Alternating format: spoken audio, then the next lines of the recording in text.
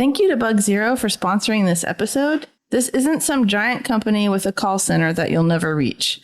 Bug Zero is local and their team shows up with care. That matters to us, and it shows in the work that they do through InsectiShield. Visit bugzero.com or call text 417-831-7378. That's call or text 417-831-7378. Thank you, Bug Zero. Just a quick disclosure to share in conjunction with this podcast. Each of us are speaking to our personal experiences and do not consider ourselves experts and cannot offer medical, therapy, financial, or legal advice. We represent a wide range of experience on the autism spectrum and will always honor each perspective that is brought to our discussions. Our experiences, opinions, and perspectives are all unique and different and will be celebrated. Thank you so much for listening and connecting with us. Thank you.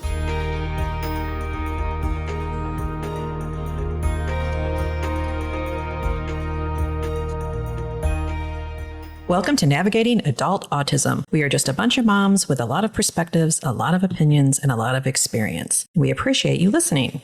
Hi, everybody. Welcome to Navigating Adult Autism. We have a guest today, Connie Cline, and she is a storyteller and an author of her self-published book, Roadblocks and Detours Ahead, Our Journey with Autism, which was published in 2022. And then, like I said, I'm Mary. I'm here with Elizabeth and Cynthia. We miss our other podcast hosts. But we're doing with Elizabeth, for those of you that don't know, we have talked about it in previous podcasts. She as well is an author, and we'll get to your books and everything. But we kind of want to talk about the books that you've written, and we have a lot of questions for Connie, who is like a pillar in our community that started a lot of things here in Southwest Missouri, Springfield, Missouri. So Connie, welcome. We're really, really glad you're here. So, and you are here with talking about your daughter, Diane. So how old is Diane today? She's 52. She's 52. Mm-hmm. Okay, so let's start at the very beginning. Why did you feel the need to write your book besides Dawn telling you? Dawn or Philip podcast? Well, mainly Dawn, but other parents would say to me, something's going to happen to you someday, which it will. And the history is not there. The younger parents, we've come a long way, but we have a long way to go. So the younger parents have so much more today than we did back then. And I think that was one of the things Dawn said, and some of the others. We were pioneers. Yes, you were. We were paving the way, just a few parents, just a handful of parents. So tell us how it, like, before we were recording, it all started when Diane, they wouldn't let her go to school. Is that how it started, or was it before that? Yes, as far as the school part, I mean, the autism showed up. But you're talking about after it started. Yes. Okay. Yes. Well, and what made you such a major mark in several ways here? It was when it came time, and I was a teacher in the Springfield Public Schools, and it was time for her to go to school. And we still did not have a diagnosis of autism, an actual clinical diagnosis at the time. But for many years, I told everybody in this town that she probably had 6 or 7 different diagnoses. But autism. Yes. And that was in the 70s, you said, right? Yes, yes. And it was time for her to go to school in 79 after being dropped from 2 preschools. DCO was one of them. She just did not fit over there. So it came time to go to school. The Springfield School District called me in, and it's a good thing things don't overwhelm me, because there were 11 people that were administrators sitting there, and her father and I were there, and we invited her teacher at the Burrell Day Treatment Program, where she was attending after not being in the preschools. And after they had Dan Carroll come over from Green Valley and tell us all about the wonderful SBD, Severely Behavior Disorder program that they had. And they brought the teacher as well as Dan Carroll. So it was obvious to me they had already decided where Diane was going to go to school. I mean, I didn't take very long to figure that one out. So we ended the meeting, and they kept telling me they could not help her. They could not serve her in the school district. She needed to go to Green Valley. And so... And those of our listeners that don't know what Green Valley is, it's a state school. State school, they used to call it for the severely handicapped. Right. That's what it was called. But it's usually, I think they go more on IQ or ability, where they are, their level of functioning and the care that they need more than anything. So I said to them, when you show me on paper through assessment that that's where she belongs, that's where she will go. Otherwise, you're going to educate her in the Springfield Public Schools in the district in which she lives. So we went home and we hadn't finished, and they said, well, they couldn't. So I said, where is she going to go then? Well, they wouldn't let her come to school. It was time to go to kindergarten. And she's older anyway because her birthday's later in the year. So they said to me, well, she will have to stay at the Burrell Day Treatment Program. Now, she was the first child in that program. Okay. It had just happened when she was at DCO, and I still love DCO and all the people over there, but they were so happy when the Burrell Day Treatment Program, and she was the first child up there because it was a place for her to go. Okay.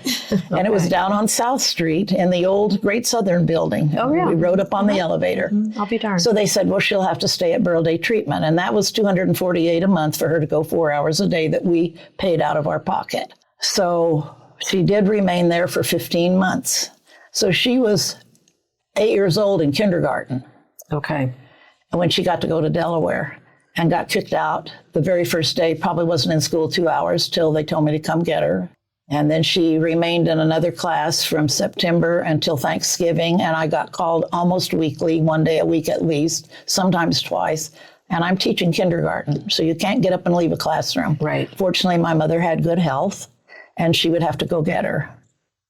And it was always a reason that we needed to come get her. Either she's not feeling good. So the last time they told me, it was Thanksgiving, and I got a call, and I started crying because the principal came to the door to tell me that somebody needed to go pick my daughter up. So he watched my classroom, and I went to the phone, and I told them, my mother will come pick her up, but she is not coming back to school. Okay. And that was just before Thanksgiving. And then I called Dr. Gray. Wanda Gray was elementary ed director. And she was interim for special ed because the special ed director had retired. And I said, she has to go to school, but I'm not sending her to school till we find a class for her. So she stayed out until the semester, which was January of that first year. Mm-hmm. And Dr. Gray said, what do you want to do? And I said, well, make a class for one little girl. And beautiful. She said to me, well, what will we do? Who will be the teacher? Well, we were blessed. I always say the good Lord has a plan for all of us. Diane was in speech and hearing at MSU. It was in an old building. There's a parking lot now, but it was an old house. And she was in speech and therapy over there. And her therapist was Terry Gordon, a lovely lady she was getting her master's. So she was on a sabbatical from Hillcrest High School. Okay.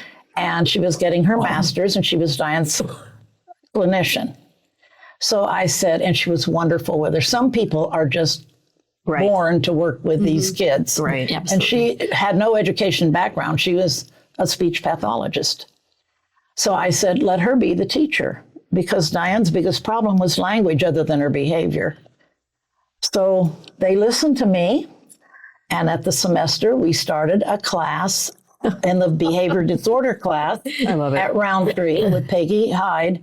And Peggy said, let her be here for 6 weeks, and then I'll call you back in and we'll see what you think. And she said, this child does not belong here. She has a serious problem with language. And so I have to back up. So we didn't have the class then. So that was the third class she didn't make it in.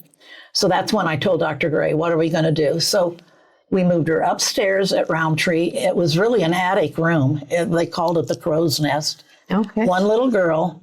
And they said, well, what are you going to do? I said, well, Terry does her clinicals in the morning, and Diane can go to school half a day, and she can come over and walk from the clinic to Roundtree and be her teacher. And that's exactly what we did.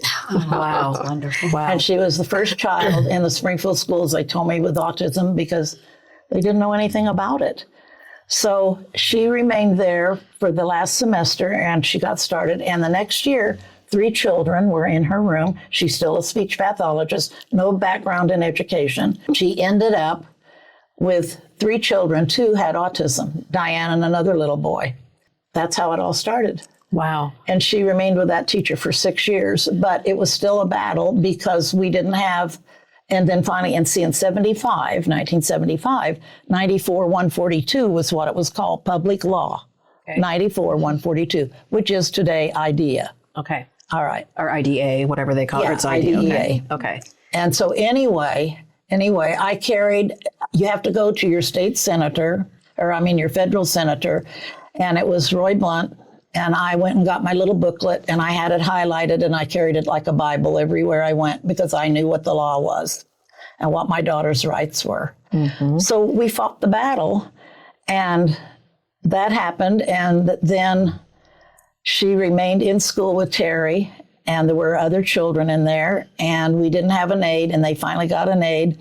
And Diane was so bad one time, they had an old car that belonged to the superintendent, and Diane and another little boy, they had to ride in the car because they couldn't even ride on the bus. They were so bad. Oh, gosh. From Roundtree. But she remained at Roundtree for 6 years. And then we fought a battle because they wanted to close Roundtree back then. Oh, really? And, but so it was a battle, and I can back up, but I will tell you when we go down the line, because she went back to Borough for a whole year, and we paid all that money. When it came time to graduate, and see, we fought these battles for years. When she came time to graduate in 95, they told me she had to graduate. Now, see, the law says they can stay in school through their 21st birthday. Mm-hmm. Right. And her birthday was 21 in November, and the school district said, well, I actually got a call from her teacher while I'm teaching school. I was on my lunch hour. Do you want to order her announcements? And I said, oh, I didn't know you ordered them this early in the year. This is January. Well, she's going to have to graduate in January. And I said, over my dead body. Yeah. I said, what do you mean? She's going to graduate in June. No. School district, and we're talking Springfield Public Schools, R12, their board said that they had to leave the semester they turned 21. They couldn't stay. So she couldn't stay in school. I said, well, she's going to stay in school. I have nobody to take care of her. And thank God we had ARC of the Ozarks. It was a battle. ARC had a little thingy called, it was a drop-in. It was called skilled care, and there wasn't much skill. I could drop her off over there in the morning, and the school bus would pick her up and take her to school, to Central High. And then they would bring her back so I could pick her up. And I was so thankful for that. And it didn't cost very much. Like a daycare, like a care. Yeah, it was just an after-school care. Okay, and there weren't many, 2 or 3 children. And so anyway, when it came time to graduate, I said, well, she has to go. So Janice Duncan was the director at the time, Dr. Duncan, and dear friend, lovely lady. I said, well, Janice, she has to stay in school. What do you want me to do? I have nobody to watch her. And back then, we didn't have services. You paid standard means. You paid for your services if you even got them. Mm-hmm. So I said, I have nobody to watch my child because I have no family. And so she said, I'll talk to the board. And she called me back. She said, well, you have to pay tuition. And I said, how much? And I think it was $2,000, $400 a month, I think she said. And I said, I'm going to go ahead and pay you that so she can stay in school. But I said, I'll tell you what, you go tell the school board that they can pay me back the $248 a month that I paid for the 15 months for her to go to the day treatment program when she should have been in the public schools, and you wouldn't let her come to school. And I think I'm going to come out ahead financially. I never heard another word, not another word from the school district. She graduated in June with the rest of the kids in her high school. And I never paid them a dime, and nobody else said anything to me. But when it came time to graduate, they also said, she can't walk the line. And I said, yes, she will. No, she might disturb them. And I didn't want to disturb the other children. I said, this is the only honor she will ever have, ever. So I said, she is going to walk the line if we have to walk it by ourselves. So they said, only if you escort her. So I have pictures, and we're sitting there in Hammond's Hall I'm on the back row with my daughter with all those red caps and gowns in front of us. And I escorted her to the front, and they made her go last. She walked over, shook hands, got her diploma, had her picture made, and everybody clapped.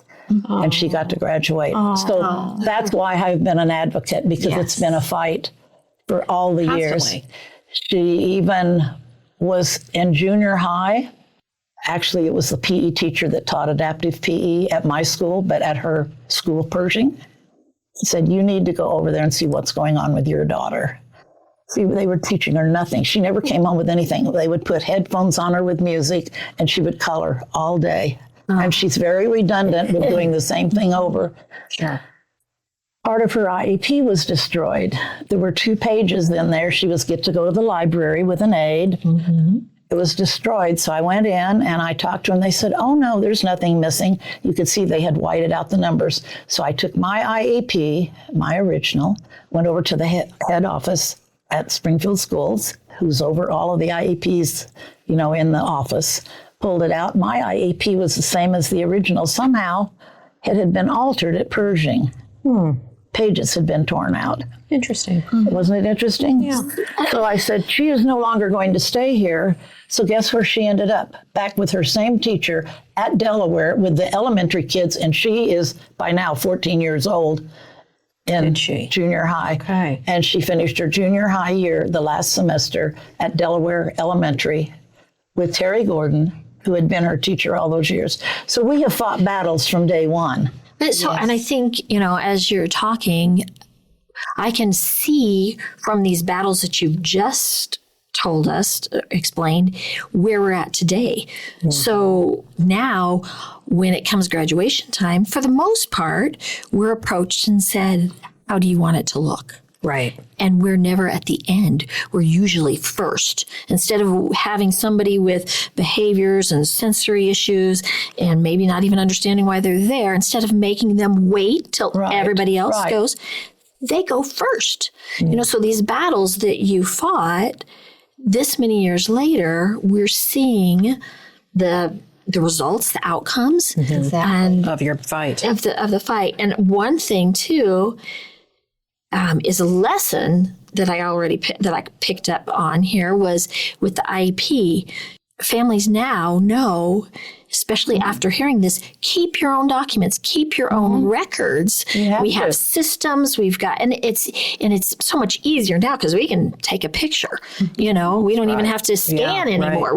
Our phones can even take a picture that basically scans it. And so what I want families to pick up on for that one exact point is keep your records, because you never know when something's going to disappear, when something's going to look different, when something's altered. If you have that, as you did, you were able to walk right in and say, I don't think so.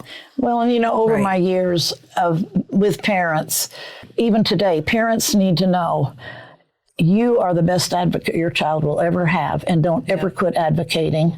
I worked hard, and I spoke over at Nova at their 30th. They wanted me to give a history. So when they did their 30th little get-together, one of the board members that I'd never met before, she worked at DESE in the special ed program, and she came up to me, and this is funny, but it shows you how we go back all those years. She said, it's so nice. I'm so glad I got to meet you. It's just a pleasure meeting you.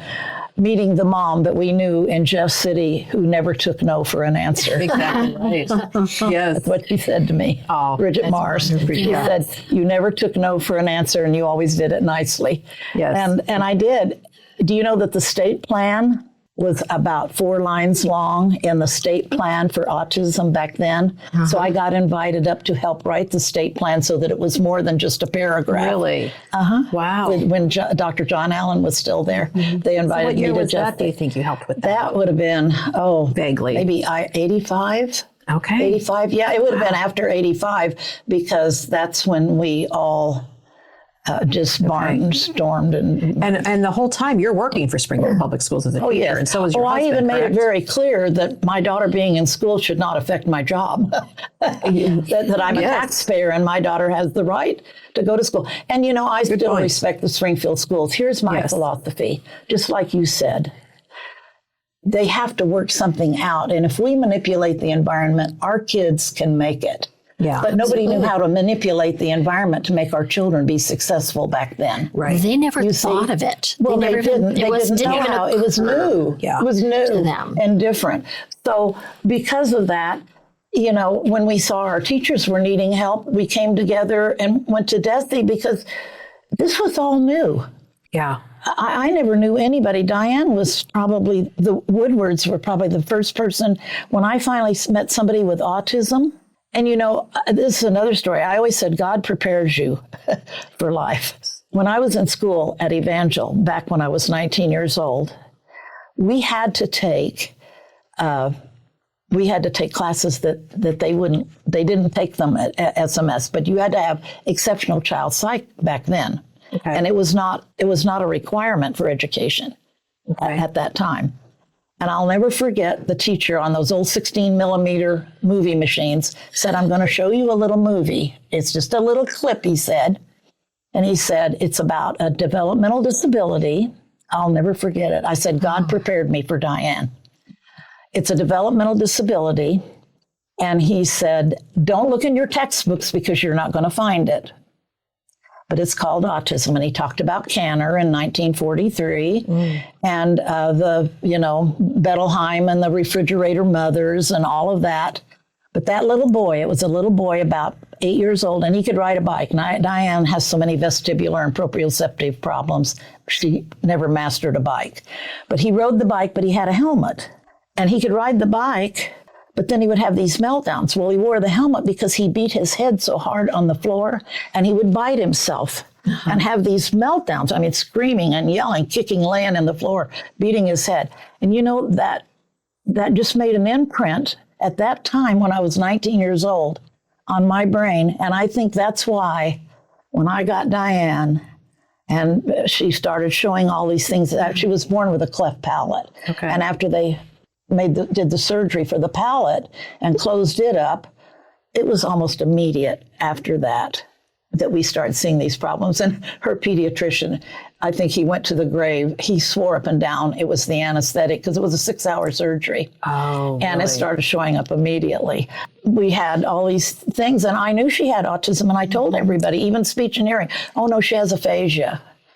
One of them said she had, we had no pediatric neurologists either in this town then. No, none. So see, that's why I have fought for everything, because we came out of the dark ages. Yeah. And really, right. And that's kind of, in preparing for this, that's kind of what I was thinking. I was like, well, how do we describe your visit with us? You know, you basically, you know, we've said pioneer, we've said these things, but basically I was thinking, okay, you built the foundation, but I'm like, no, you cleared the land, you know. But I didn't, Elizabeth. It was a lot of other families. Yes. So that generation cleared the land, and I feel like started that foundation kind of, and then the next families built on that foundation, and then they put the framework up, and then the next one will put the walls up all the way up till we get to where many generations ahead of us or beyond us they'll be furnishing the house, and it will be assistive technology, and it won't just be because there's a need, but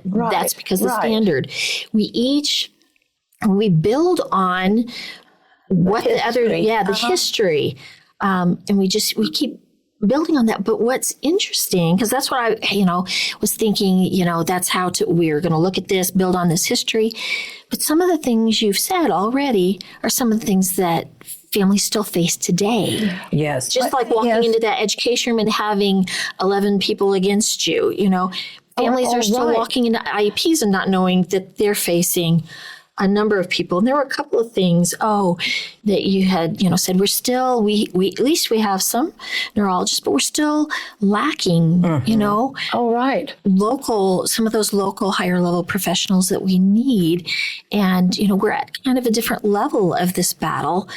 But some of those core things that you've fought for and those around you, are still fighting those fights. It's at a different level. I totally agree with that. And here's what, this troubles me because I'll see parents write something on Facebook and it breaks my heart because I've walked in their shoes and yet we have come so far, but we're still isolating children.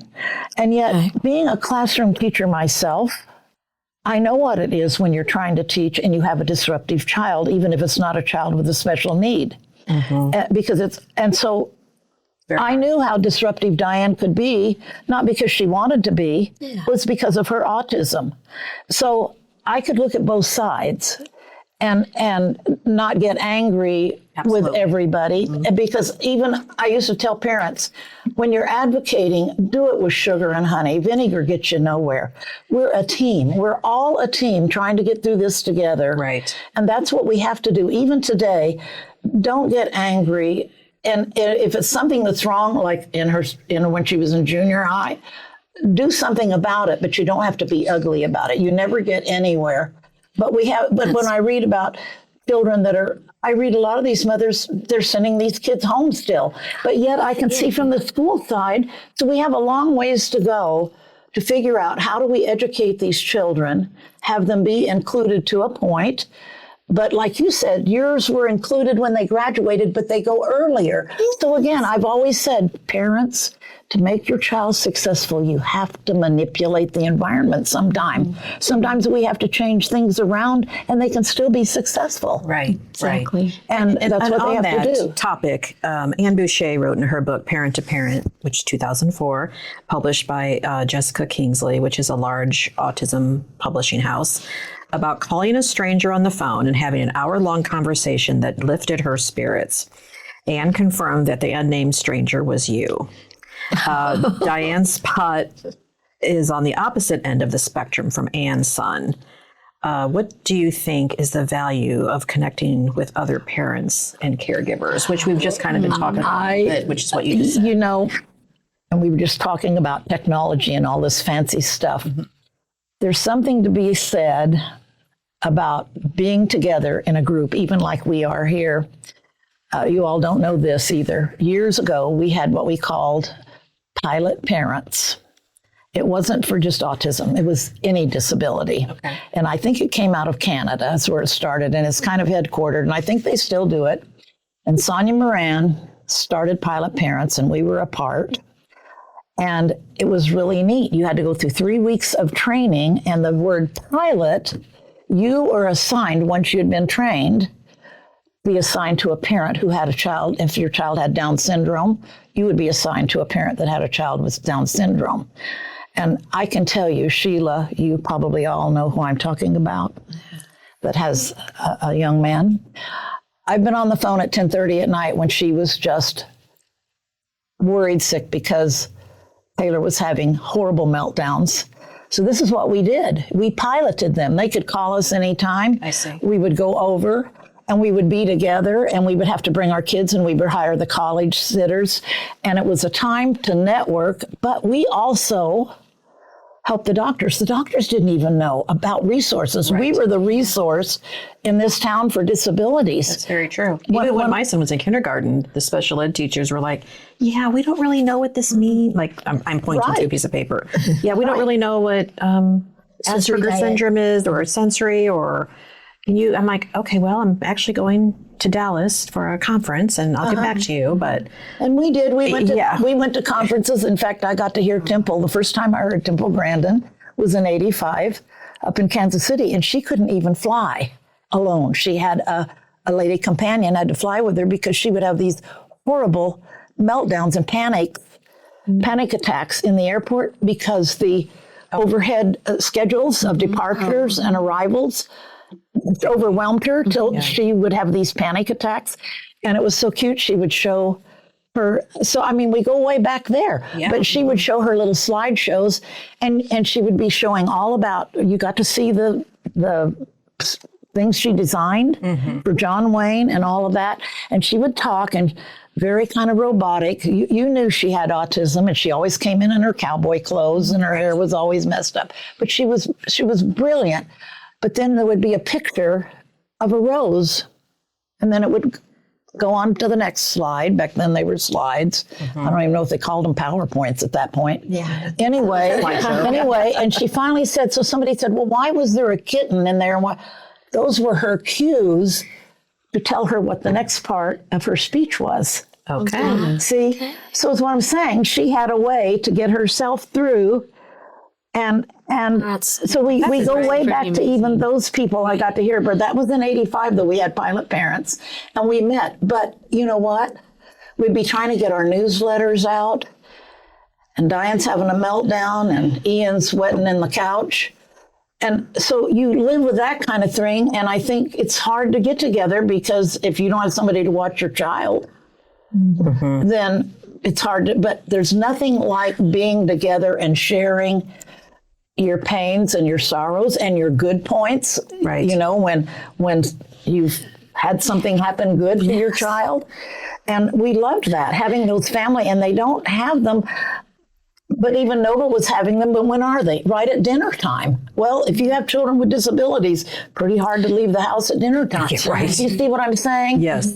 So it is hard. Well, And like right now we're going through this SDS thing and our waiver. Unless they live with it, they have no idea what we live with every day. Yeah, when it comes to bringing, we are facing something very serious right now. Many of the families at the state level. Yep, and we are facing budget cuts that will impact the amount of wage that they're, the take-home wage that they're providing their staffs with for their children and their adult children, and we've had to come together. And in that, it's hard and wonderful at the same time. It's really great to see people pulling back together, just like when they pulled together for the insurance battle, being able to have insurance coverage. And, we used to not even if you said, well, don't cover anything to do with autism, we couldn't get the boys covered just because they had autism. It wasn't, okay, we'll just leave everything autism off. They're like, no, they just would basically hang up the phone type of thing. Yeah. So we've got, there's something to be said for that togetherness. But the togetherness like this, they've come together, and again, technology through being able to all talk with one another. So that has been a blessing. But there's nothing like being able to sit down face to face and talk about your troubles. Right. And so I still have parents will say, can we call you? My daughter's so much older, and that's why when you all asked me to do this, we came out of the dark ages and there were no levels. You had echolalia. There was none of this scripting. I didn't know what scripting was. When Heather said he scripts, I thought, writing? What? Yeah, right. What is this? I mean, we had none of this when you either had autism or you didn't have autism. Right. And back then it was PDD and OS. Well, that was her diagnosis, her first one. Yeah, my son's too. So we've come a long ways, and it is nice to be able to get together and share. You don't feel so alone. That you're walking a journey alone. Yes. I think that's the point. One of the points that Don wanted to make was, these new families that maybe feel overwhelmed or they're new to the diagnosis, or not even new to the diagnosis, but, their children are still, even now, our young adults, things are still new and fresh, just to not have people feel alone, like they're not the first one on this journey, that they have some wonderful companions, and they've got some wonderful people that walk this and pave it. They, your generation helped to pave it a little bit, but it didn't remove all the stones. And I remember back in church camp when I was little, I got an award. We had this path that was clear, but there was like one rock sticking up in the middle. And I would trip over that dang rock every single time. I even got an award at the end of camp. But really, that one rock. So even if we've cleared, these little skinny paths, not everybody's on the same path. A lot of families are still going to hit that rock. I agree. So it's not that it's done, but boy, we're in such a better place. So now our battles are often different. So we are maybe we're fine tuning some things. There's some of them are still the same, but we've been able to build, on that framework, on that foundation. So now we're looking at, instead of Diane, her library time just disappears, right? Now we're looking at, movements to maybe have quiet time or, 30 minutes a week where the lights are down. So those who have some sensitivity. So that's where we're at, rather than automatically our library time just kind of vanishing, or we're not getting it because our behaviors are too much. Yeah, or you're just not loud. Yeah. Now we're looking at how can we accommodate those people. So there are some amazing things that have happened. So those struggles are there, but they've some of them have changed and evolved, and we just keep moving further and further. Well, that's why your historical value is so valued, your history, because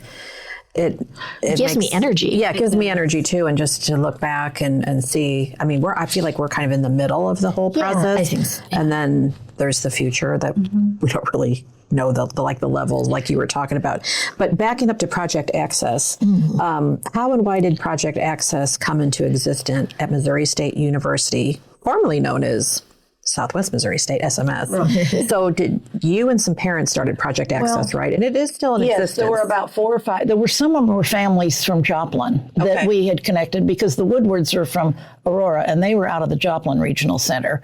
And it was back before HIPAA, when you could share information with people. I found George and his wife through regional. I knew nobody with autism, and apparently somebody at the Joplin Regional Center told them about me. I still believe you, like, no one knows anyone with autism. Like, that still boggles my mind. Like, you said, well, we didn't know anybody else. No, I never knew anybody other than that little boy I saw in the film that my teacher showed me. Yeah. I didn't even know what it was, and I started researching, and there wasn't much research. Right. No. Yeah, I mean, really, back then, so anyway, it's what happened.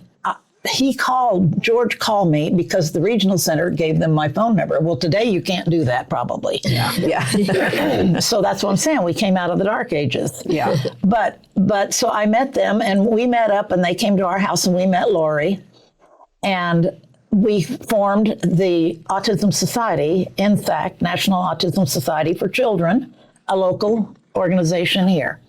And there were probably 8 or 10 of us, and all their children had autism. By then, they were being diagnosed. Some are more severe than others. And so we became kind of just a social support group, and we would meet.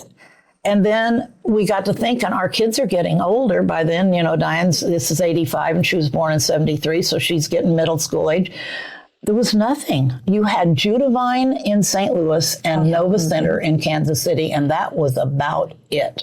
There was none of this Thompson Center or none of that. Oh, wow. Nothing. Okay. There was nothing here. Yeah. So we had nothing. And when our kids were in school, the teachers, it wasn't that, some of them were getting kicked out, not like Diane, but they didn't know what to do. So it's what we did. We said, we got together and we met, and we said, we need to talk to Desi. And Linda Heidbrink was over special ed at that time at Jeff City.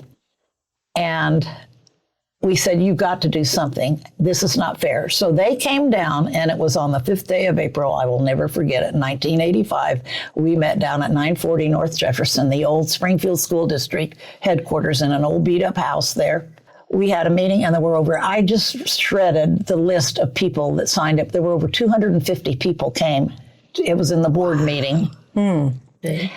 Special ed directors from all around here, special ed teachers, parents, administrators, people from all walks of life came, and they had their meeting. And we all just testified of what was going on in the schools. And there wasn't much for the schools. I mean, really, they didn't have classes for autism. Mm-hmm. So mostly behavior disorders, what they were put into at that time. So we talked, and they had that meeting, and they went back, and that was in April. And in August, they had a big 1-week-long conference over at MSU, back then SMS.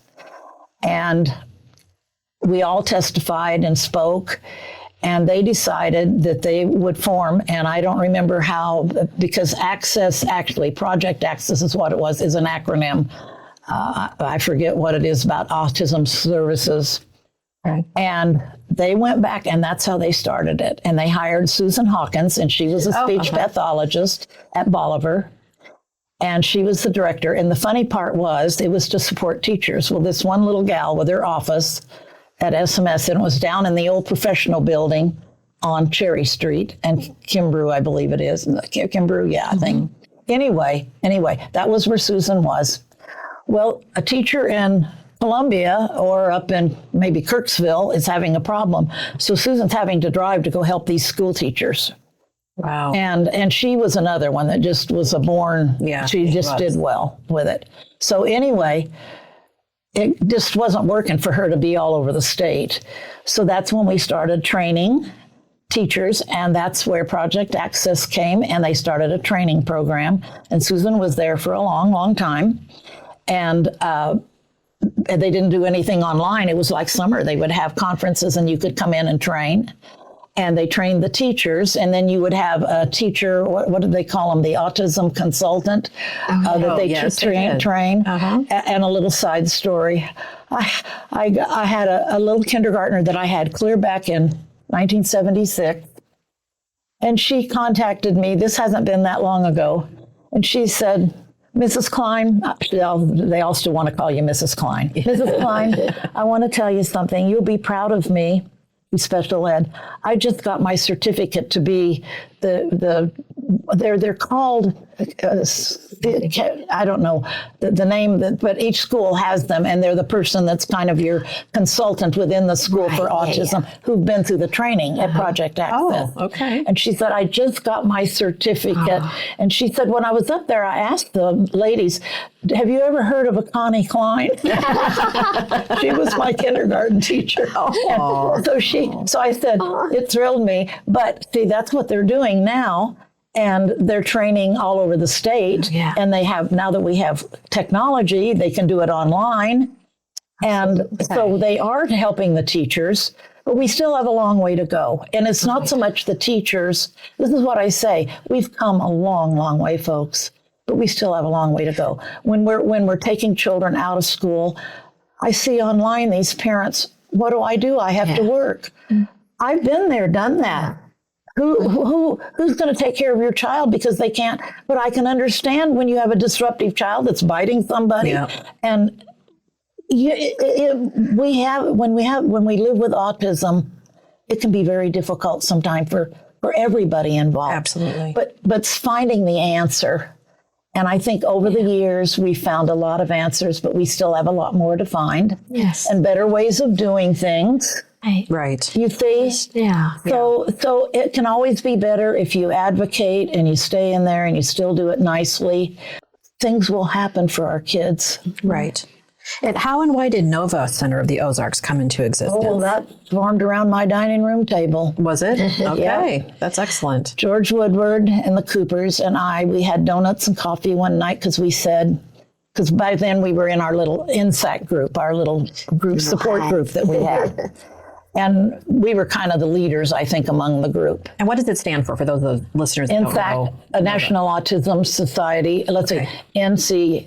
It's actually the Autism Society today. Okay. But INSAC was our Nova. What does Nova stand for? Well, that's another funny story. Yeah. Nova stands for nothing, except Nova is a star. We started out with then, and so we found out somehow, and George worked through social services at that time, and he had to leave the board because the state said it was a conflict of interest because he was with social services. So that's how I kind of got stuck with a lot of it. Okay. But George, we all said, our kids are going to grow up and there's nothing for them. And nobody's going to, you couldn't go to an ARC group home and have autism and live over there. They wouldn't deal with them. So our kids have got to have a place to live. What are we going to do? So we researched everything. That was in 1988, October of 88. We researched everything.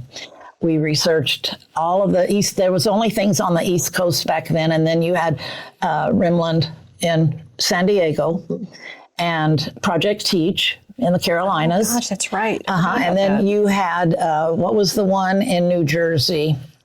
Okay.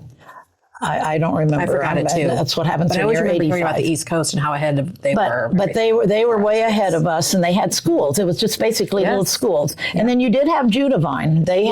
We had Judavine, and they did mostly parent training.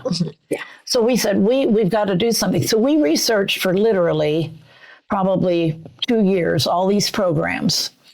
And then in about 1990, somehow George got connected with Carrie Williams, who was the director of Kansas City Nova Center, just called Nova Center. Okay. All right. His board allowed him to mentor us. And we really did not want to be an organization. We wanted to be kind of like a satellite to them, kind of like ARC has one in Kansas City and Joplin.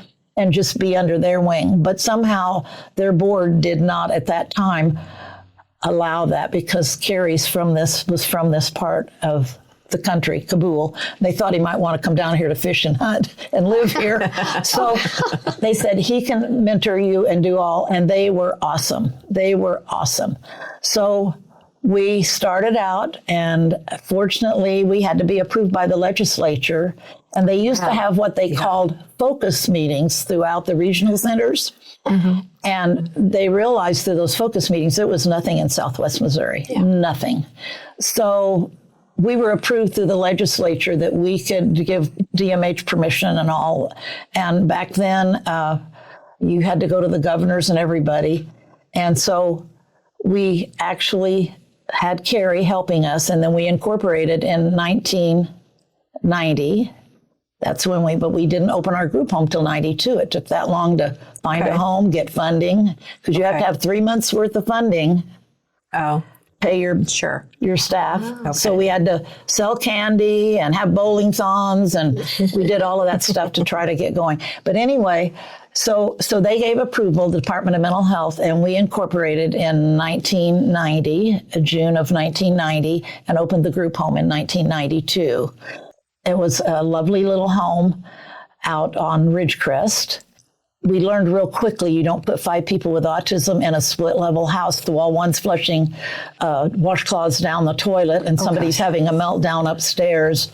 It was tough. It was tough. And we asked the regional center if we could have some that were not school age, so we didn't have to deal with the schools. Every one of them but one were still in school. And we had to deal with the school buses and schedules, but that was fine. Mm-hmm. And so we did that for 10 years. But the director left after 3 years. A little story. I fell and broke my arms while I was still teaching in 1995, both of them. So you said arms. Yes, 2, both. My So I'm in slings. Can't take care of myself. Didn't even get to finish my last year of teaching. And so while I was out with workman's comp, the director had left that they had hired the first 3 years. So a girlfriend of mine, because I couldn't drive, she would drive me over, and they had no director until they could get somebody.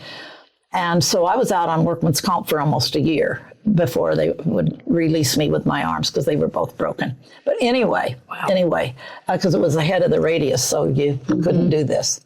So I was on the board, of course, at Nova, and I was the treasurer. And the director left to go to another job. And in November, I was out. And somehow I knew I could not go back to teaching. I thought I'll do parents as teachers or supervised student teachers so I could have a flexible job. I had nobody to take care of Diane once she graduated high school. I had no family. Mother had passed away. Her daddy left us 41 years ago, and we had no family, so it was just us. Oh, gosh. So I had to have a different job. And the board asked me, I volunteered for 11 months for free and directed Nova, and they hired me to be the director, and I did that for 14 years. Okay. And we started out with a 5-bed group home, and I went to John Foley, who was at the regional center at the time, and then he went on to ARC. Mm-hmm. And I said, John, why do these people have to live in group homes? And that's all ARC had then. Why? Well, what do you mean they have homes? I said, that's like living in a college dorm the rest of your life. Mm-hmm. That's not family living. Well, what do you want? He always called me kiddo. John always called me kiddo. Well, what do you want, kiddo? I said, a home like I live in with maybe 1 or 2 people where it's a home. Yeah. I got a call one day from John. He was at work. He said, kiddo, are you free? It was in the summer. Yeah. He said, I want to show you something. he said, come over here. And we took a state car and we went down to South Kickapoo Street off of where the surgery center is on Seminole, back down there a block or two. Mm-hmm. They had opened their first ISL. He said, this is what you've been wanting. And there were 3 boys there. And I said, that's nice, but there's not even a curtain on the window and no pictures on the wall. That was the first ISL in town. ARC had it on South Kickapoo, and 3 young men lived in it. Interesting. And so I said, our kids aren't going to stay in this group home. So we started opening ISLs. And we opened our first one on Woodland. And we were blessed to find David Weiser, who owned Seaberg Mufflers. He leased the house to us, and he said, well, how are they going to pay for it? I said, through their benefits. And they trusted us, and he owns now probably 15, 18 of Nova's homes. Does he really? And they're beautiful. And so we started with our first ISL. Furniture, very sweet. And yes. Well, and we were blessed. We got to go, and I was on the our family to families. We didn't have any of those. I got to do that. The first year they had them, I drove for a whole year, once a month, have to have my mom watch Diane. I drove up there, and we did the family to family thing. And when we did, Nova was honored as one of the exemplary agencies in the state for the care that we gave, because I said, you care for them as if they're your own children. That's how you care for them. They deserve everything. It's not supposed to be an institution. It's supposed to be a home. Yeah. Real quick, explain to our listeners family to family. What that family to family was just where we brought families together. The state Department of Mental Health had it. Okay. And they would come together and have like a conference once a year. And I think they still do a lot of it. There's family they to call family, and then it's kind of morphed into all the life course. Yes, and it was through UMKC. Yes. That's what they did, but they didn't have that, and we started that, and those kind of started, and then. Sonia and I got a respite program. Well, that was another funny one. I said, we have fought our battles through the schools, through everything. How do you haven't stopped? When Mama got sick. You can't as a mother and advocate. Mama got sick. Sorry. And I had nobody to take care of Diane, and there was no respite. Good for you. You didn't have respite, and you paid with a standard means through the regional center. There was nothing. And so I said, well, we surely can get, this town's big enough, we should have a respite program. Well, back then, there was no Abilities First. It was the SB 40 board, and Wes Buffington was the director. And so Sonia said, well, go talk to Wes. So I did, and I said, why can't you support us? And we set up our own respite program. And he said, well, you bring some people over here and come and talk to me about it, and we'll see. And Bill Stone sat there in that meeting, and Bill Stone says, most requested service, but least used. It will never fly. Oh, really? Well, West Buffington honored us, and they paid us so we could pay our parents. And we started our respite program, and it branched out even to Christian County. I think at that time they didn't have an SB 40 board, but they were letting some of the parents do it, and they used us, but they didn't get county support. Mm-hmm. We had 110 families the first year using the respite program, and we hired the college students. And then you paid them on a sliding scale. SB, you'd pay them like $2 an hour, and they'd give you $4 or $5 to help. So we did that through our pilot parents group, and we started our respite program. And I went up there, and Bill said it would never fly, and Wes believed in us. And we ran that till it got to the point, it got to be so big. And then we didn't realize we were supposed to have workman's comp and all that other stuff. So we turned it over, then Regional Center ran it. And they still use some of it through Choices. They call it Choices, I think is what they call it today. I can't remember, but I know they still have. I mean, it's some where you can get some funding through the county board. Okay. So we had our respite program, and it went on for years. Wow. So, know, and I know, with our listeners, some you're going to get excited, you love the history. Some are going to get excited and feel that passion. But if you think it's too much, I can't do things, support your champions then. There are going to be those that drive is there, that everything falls in place. They have support. They're the right person at the right time. If you can't do it yourself, it's okay, but support your champions that are going to be doing this. So if you have a Connie that says, hey, I need I got this respite thing going. I got to show them that we've got to use it. Be one of those families that use it. So if you aren't in a place where you can do these things, it's okay. But when something is moving forward and there's a driving force, do what you can. Do what you can. Just like with the cuts. If you can't go to the Capitol and testify, you can write a letter to your governor. You can write a letter to your representatives. Right. Do what you can, because every little bit, because what our champions are saying is, this is what we need. They're being this spokesperson. So we need to support by showing up however that is. Oh, I agree. So, and this is what we all need to do. And you still will always have a battle to fight. I don't think that will ever stop when you have a child with a disability, and because it's just that way. Yeah. But it's ongoing. It's ongoing, but you're right. You champion those that are willing, and the sad part, though, I do see some that expect everything to be handed to them, and that's not how it's going to happen. You have to be there to help make it happen. Right. And I couldn't go. I had no staff for Diane. I even wrote to Darren, and Darren Capel is my representative. And I wasn't able to go. I've been to those hearings many times up there in Jeff City. I've gone and sat in those rooms. But at my age, it's hard to drive and get clear up there. And I had nobody for Diane, and it would have been hard.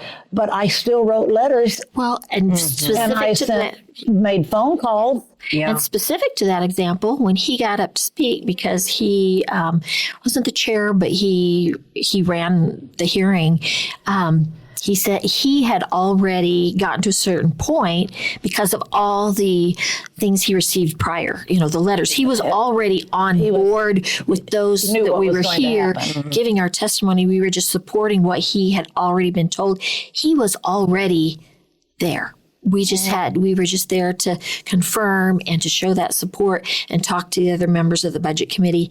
He was already there, and you wrote him that letter. That's exactly what I'm talking about. And we need to keep writing to the governor, because he's going to one with the last say. Yeah. Yes. So you never know what your one story, as my dad is writing as a grandfather, and guardian. So, those things might be just a little different, or touch that reader just a little bit different, or supporting somebody that can make it but needs somebody to watch their child that day or pick them up from school.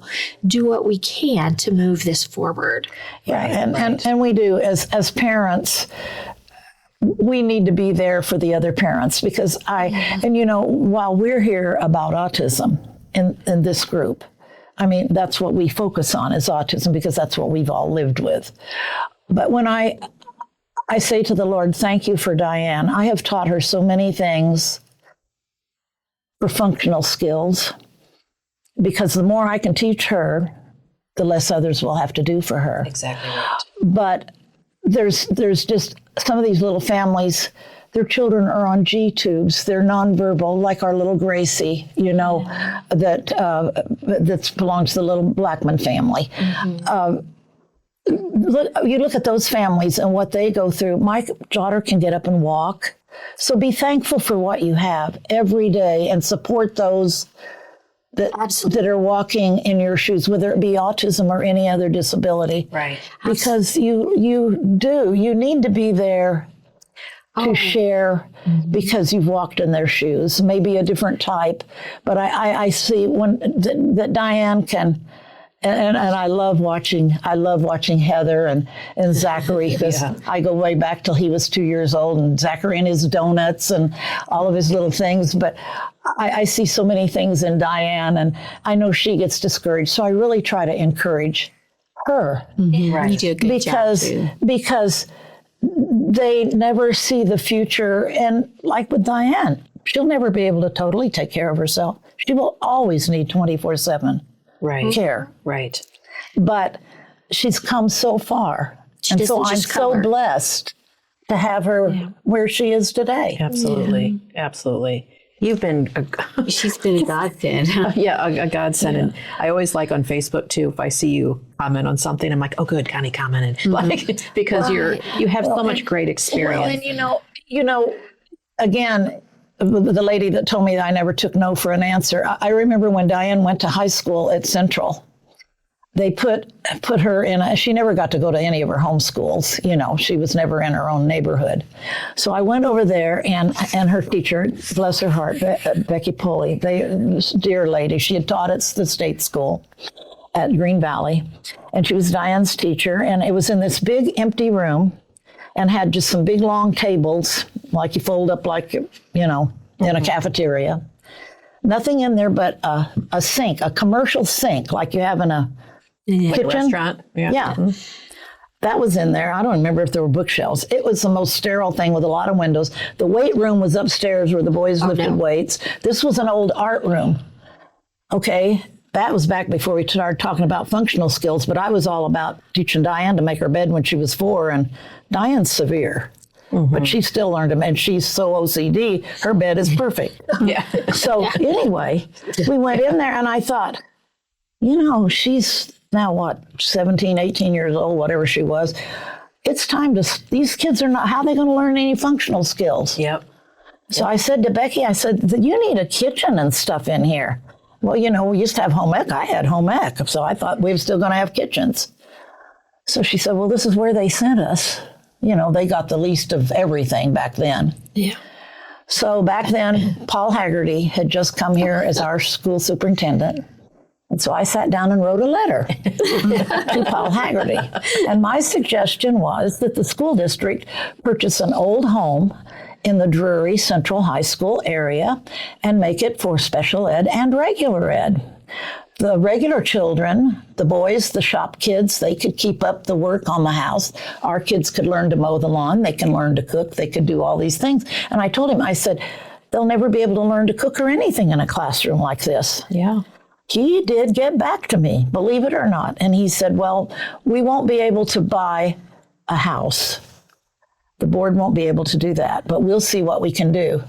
About 2 weeks later, Becky called me and she said, they have electricians over here wiring 220. They're putting in a stove for us, and we have a sink, and we didn't have that, and we got a microwave, and we got all this stuff. So we had a little semi kind of an apartment. They even put a bed in there for us so they could learn to make a bed. And guess what? I went over there one day to an IEP, and one of her other teachers said, come here, I want to show you something. And we go down in the catacombs. If you've ever been in Central High in the basement, it's like it's kind of dark and scary down there. Yes. She said, I want to show you the fruits of your labor have come to fruition. I said, what? She opened the door to the most gorgeous kitchen, washer, dryer, sink, Central High in the basement. So then I go to some more IEPs sent over at Kickapoo, and they tried to do that, and they had little microwaves and all the stuff so they could learn.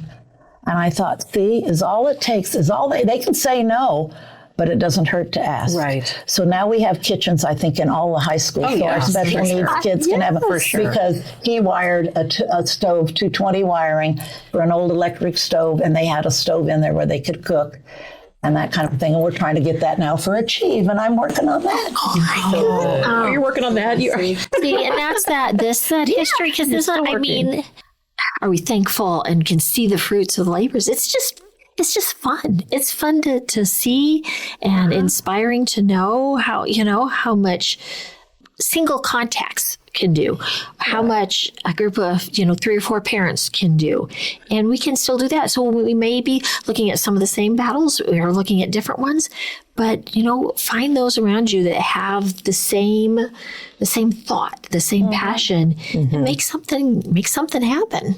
Yeah, and you do. You have to, and life is still not easy. Like for me to come today, and it was hard for you to find a time where I could coordinate somebody to be here. So we're always going to have those things, but I try, and that's why I love my little Heather to death, because I don't want her to get discouraged. Yes, we're going to be lifelong caregivers, but that's okay. That's okay. Yeah. And life could be a whole lot worse. And I don't ever feel like and people say to me all the time, well, you don't have a life. Oh, yes, I do. My life is full. But you don't have a life. You have your daughter to take care of. It ties you down. Well, yeah, sometimes it does, but you know what? You might have to work a little harder to get the pieces of the puzzle together, but you can make it happen. Yep. So I just keep on moving forward. So that's what you're working on now is for Achieve. And I'm on their board. On the board. And you're on their board, and then you're still on the board at Nova? No, I'm not. I know. Okay. I let them do their stuff. I Okay. support them financially, and I go over and love on them. But that's their job, and I've done that part. I mean, I support them. I support ARC. If it weren't for ARC, Diane wouldn't have had Saturday Rec all those years where I could at least go grocery shopping. Yeah, exactly. I mean, really. So can I share with their listeners your age? Like, how do you? My age? Oh, I'm not ashamed of it. I mean, we're all going to get old. Yeah. I'm 85, almost 86. Yes. Yeah. And I'm just taking care impressed of with that. And my impressed with you. 52-year-old daughter, and Yes. I've been alone. Her daddy left us. It was her autism that he left us. Yeah. It was him or her. It was just, she was at the peak of all of her problems, and the sad part was he passed away about a year ago, and we hadn't had any connection, but friends have kept us, because he's never had anything to do with her. She wasn't even listed in the obituary as his child because she's adopted, and he felt she wasn't his own flesh and blood. So I've raised her since she was 9 years old, but that's okay. She was a gift from God. Right. Oh. And so that. she's, and she was born with a cleft palate. I mean, we knew that. So we had to go through all of that when she was little, and you suction all the food out of their nose, and they can't suck, and all of that. And she perfectly was normal. She really was all of her signposts until right after the palate surgery, and things really changed. So he always thought it was the anesthetic because their central nervous system is not fully developed till they're 3. Wow. And she was 19 months when they did the surgery. But see, you live with ear infections. You're never off of antibiotic. It's just horrible. Yeah. But she's been a blessing, and I always think, the old saying, if you're given lemons, make lemonade. Well, she wasn't a lemon, but you know what? Look what we've been able to do. Oh, look what you've been able to do for sure. See, because of Diane, a precious child of God. Yeah, if you count your, you have a different kind of wealth. If your wealth was counted in how many people you've helped or they have benefited from what you and that core group did.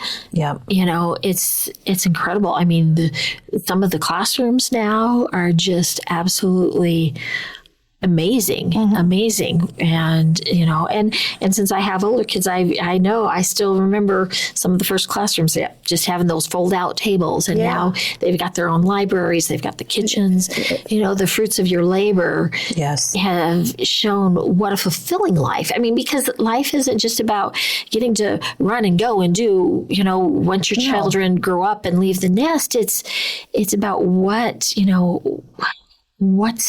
you've given, what comes back to you. Exactly. It's just, you can leave this life feeling accomplished more than somebody that's, started numerous companies, right? Yeah. The fruits of your labor, we've touched on, Project Access, the schools, Nova, Achieve, all these ISLs, different things, the ISLs, how great a life, you wouldn't trade that, would you? No, and that's what I said, and it's made me a stronger person. Absolutely. As a person, you know what I'm saying? And so through that, you go through adversity, but you know what? You can turn those adversities around, and life is never so bad that you can't get through it. That's right. I just have to put my trust in the Lord, and that's been my salvation with her. I mean, we've survived it, and if we can touch the lives of others, that's all that matters. That's right. And we've come so far. That's why I want parents to know today, you really have a gold mine compared to what we had 50 years ago. Yes. But we need more than a gold mine to get through what we're doing. And even like our programs with Achieve, somehow we've spent too much time on academics and a lot of parents don't teach their children the functional skills they should teach. Yeah, that's right. I saw Diane as a normal kid. She's going to be a normal kid and learn to make her bed at 4. And she did. She didn't do very well. But today, people actually say this to me. Well, does she wash her hair? Can she brush her teeth? Well, it was a struggle. Can she wash her hair? Well, how'd she learn to do that? You get in the shower with her hand over hand and you show her how. And it takes lots of times doing it. Yes. She shaves her own legs. Yes, she can do that. She cuts them once in a while. But you know what? She can do all that. And right now, as I get older, she's a help to me. She does so many things at home. I mean, seriously, but now because of her autism, people, it's scary. You have to be very careful. She has caught the house on fire 4 times and she's not a fire starter. Yeah. Because she has no fear. She stood out in the road one day looking for her mama coming, because you drive the car down the road, so you go out and stand on the white line looking for mama. That's what I live with. But yet she's come so far because she gets up every morning and she takes care of herself and takes care of all of her hygiene needs, but she'll never have a job. She got fired from the workshop in Nixa after 2 hours. Yeah, you didn't know that? Yeah. So we don't try to get a job. She's very capable, but her processing, her auditory processing, and even her processing is so slow, but everything she does is absolutely perfect. And she's so OCD, I can't even cook because she's knocking me down to wipe all the water spots off the counter when I'm trying to cook. There are good things about OCD, right? Maybe. Yeah. So she's a blessing, and sometimes you get frustrated, but you know what? Life is good. Yeah. Life is good. Yeah, and I do want to remind our local listeners, too, that there is a copy of the book at the library. Yes. So in the library system. So, if you are interested, and it's a memoir. It's, it's a teaching tool. The teacher, in fact, Nancy asked for one the other day, the teacher. Good. And so I said, well, you leave it here at Evangel so Achieve has it. But it's very simple. In fact, I'll have to tell a little story, and we can just tell this on this little story real quickly before we end. I had cataracts so bad when I was writing, was all I could do to see the computer. And seriously, and it's my story. I'm a storyteller. I'm not a writer. And so anyway, I thought I had nobody to proof it. So, and I'm half blind. In fact, the doctor, when they did my cataracts, he said, I don't know how you passed that driver's test. You just guessed good. Oh, no. But anyway, so I thought I had found every little typo. And you know how all this word processing thing wants to make words for you that you don't want. So she had to have preemie nipples because she couldn't suck when she was little. And we had to boil them and put holes. You literally had to have the milk dripping out because they can't suck when they have a cleft palate. And I was reading it after it had already been published, and it said something about the nibbles. And it was supposed to be nipples. And I thought, well, that's okay. I guess you do nibble nipples. So I did find that mistake in the book. So if anybody reads it, I'm only a storyteller. I am not a proofreader, and I am not an author. And so that name again is Roadblocks and Detours Ahead, Our Journey with Autism. Well, and the reason I said that, it took a while, but I thought we've had so many roadblocks. Yeah. Everything we go out to do, there was always a roadblock to try to go to school or to go to a doctor. Have to go to St. Louis. They didn't even have doctors here. Correct. There were roadblocks, Still don't. but sometimes to get where we're going, we have to go a detour. And I think God always provided a detour to get around the roadblock, to get us to where we needed to be. She graduated high school. Yes, she walked the line. Those were roadblocks. Absolutely. And we might have had to detour, but we got there. Yeah. You did a lot for the autism community, Connie Cline. Yeah. You really have. Well, I don't know we about are very that, grateful. I I mean, was the listen, mom before I met you, don't we all know the Connie Cline name? Like, I feel like we all knew. When we moved back, when I moved back here after growing up, little bitty. Yep, she was my first contact moving back to this area with my sons. We brought the boys in, and they were so cute. And Nathan had these little cars, and well, actually, Chase was just kind of a toddler. Yeah. Oh, yeah. He was just a little toddler there in the office. And Dawn was the same way. When she brought Joseph, she brought both of the kids, and Joseph was over there playing. I had like a little bubbly machine or something. He was little, so and that was at Nova. They brought him over there. Yeah. But good memories. It's been a fun journey, and I wouldn't trade it for anything. Okay. Well, we certainly thank you tremendously for all you've done. Life hasn't been easy all the way, and sometimes it's still not. And some days I want to sell her to China, but you know, she's been a blessing. And because of her, we've been able to bless others. Yes, that's for sure. Thank you so much. So informative. Yeah. And I hope our listeners, especially, well, anyone, but even our younger listeners, just to hear like, oh, wow, like our younger parents, I should say, are going through this. And my thing, you'll make it. You will make it. Just be, and remember, these parents listening, if you're younger, you're the best advocate your child will have. And so don't ever give up. Don't wait for somebody else to do it. Right. You stay in there, and I say it over and over. So many people, they get frustrated, then they get angry. We're a team. Everybody's trying to work for the good of this child, and we have to do it together, right? In a positive way, with honey and sugar. Yes. Rather than getting angry. Yes, that's right. Yep. Yeah. Thank you so good. much. Thank Thanks for being you, here. Connie. Thank you. And thank you everybody for listening. Bye-bye. Bye. Well, you can find us on Apple or Spotify or on our navigatingadultautism.com page. The first 5 episodes of there are 5 episodes on navigatingadultautism.com. We also have a YouTube channel now. And if you want to contact us, it's moms@navigatingadultautism.com. Thanks for listening.